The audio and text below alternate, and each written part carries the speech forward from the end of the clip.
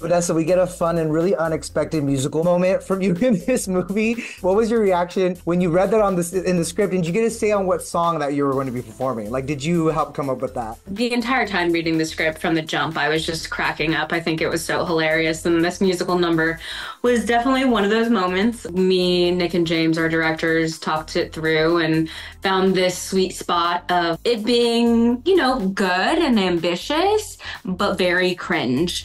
And it makes me cringe personally when I watch it, but all in the name of comedy. You know, I think it really adds to the moment really wonderfully, and it makes me laugh. What's happening? She's singing. I know, it's so beautiful. Is there gonna be a good blooper reel where you or maybe anyone from the cast is just breaking because it's just so funny? Because I was cracking up. I feel like there was a lot of that happening on set for everyone, especially right? In Zach's presence. You know, when Vanessa was singing, it was so funny, but we all had to be, the whole cast, the characters are all in awe. I'm supposed to be the only one who's like, what the frick is happening? Right. And so, yeah, we had a lot of laughs that day. Vanessa was so funny. I'm just such a sucker for a good rom-com, and this one had me laughing out loud. It was really, really, really charming. Also, I love that it was in Quebec. I would love to know, what was it like shooting in around that city, but particularly, I want to know what it was like in between takes and maybe even on those off days with this amazing ensemble. Well, we had so much fun. We shot primarily in Montreal and then spent a little time in Quebec City. And, you know, both cities are known for their cuisine. And it was just great because the movie's about food. Our directors, James and Nick, are big foodies. So there was a lot of fun time just going out and eating really, really well and kind of doing a food crawl of Montreal. We had a great group of people, and we're so lucky that we had this incredible cast of French-Canadian actors who are so wonderful and so real.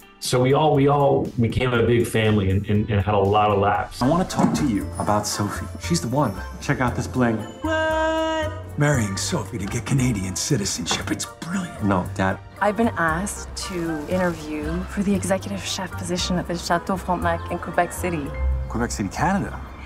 Well, further north. Evelyne, I loved your on-screen family. They were a hoot. They're the best. I mean, for me, they're all people I admire, and I just felt so lucky. The Tremblay family is so representative of what I love about Quebec families. Just warm and lively and hilarious, but also simple, but like know how to celebrate. And there's a joy and a spontaneity about how that family is portrayed. And I think it is a true love letter to French Canadian families, and what amazing actors to portray that. Vanessa, were you able to enjoy any of that French wine, or was it too late? I definitely enjoyed my time out there. Good. No, I mean the wine. I wasn't sure if you were allowed to drink by then. Oh, hilarious. Gordon is a hopeless romantic. You know, even when he's talking about figure skating, there's a romanticism about it, right? That when he's describing how much he loves it. Is that a title that you would place on yourself? Yeah, I think I definitely am a big romantic. I wear my heart on my sleeve. And like Gordon, don't typically go for the stereotypical alpha male things. I'm not really into figure skating myself, but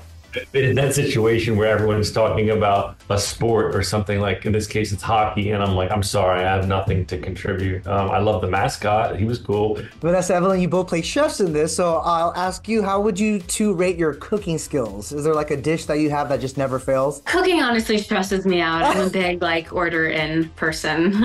I can and have made things before. My latest endeavor was a chicken adobo, which is a Filipino dish, which honestly smacked. I'm Filipino, that's one of my favorite dishes. There you go. Yes, love it. The thing I make the most often, because my kids love it, and I have that in common with Sophie. I'm very close to my mammy, and she was an amazing chef, and so I make her thyme and lemon chicken roast. Yeah, she told me she'd been with women before, but this is her ex. Good work.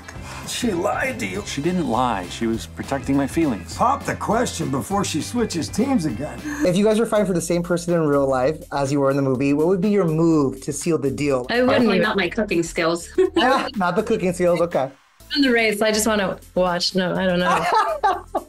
You're like, I'm not even trying to fight. We're Zach, all lovers, not fighters. I love that. What about you, Zach? Lover, not a fighter? Would you say that I'm friends with Vanessa Hudgens? Yes. Vanessa, I gotta say, debuting the baby bump at the Academy Awards is so epic and so iconic. How are you feeling about becoming a mom for the first time? Great, thank you. For you have Bad Boys 4. Where do we find you and the guys this time around? And what is the best part of sharing the screen with Will and Martin again? I mean, it's just like such a classic, beloved story. And it's really neat being able to go on this journey with them and have so much time go by. You know, we really lean into the fact that they are a bit older and things are changing and they're not necessarily operating at the speed they once knew. It's fun to be around. And I think there's like a lot of belly laughs and action packed, and it's going to be a great movie.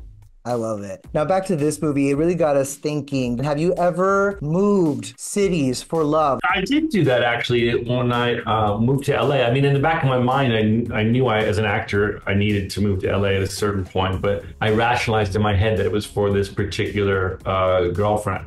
But it didn't last very long after that, so it's never a good idea. I've traveled for love, and I think what's great about being uprooted is that you're no longer in your own reflexes. You just, all you have is that love, and everything else is different. And I think it sort of creates really intense memories. Traveling and being in love just generates these moments that are out of a novel, just because they're so outside of life.